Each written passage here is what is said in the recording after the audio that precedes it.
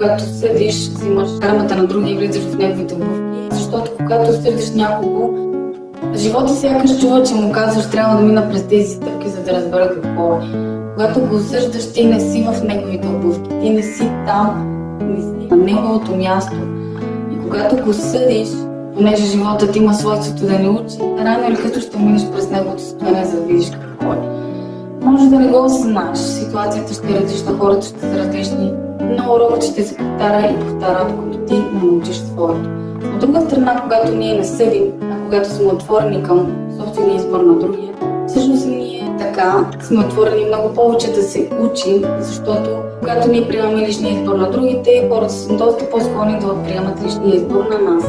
Това е наш въпросен личен избор, какво ние ще направим с това, но ние сме отворени. Колкото повече сме отворени да видим различни гледни точки, толкова повече ние сме отворени да приемам светлина да влезе в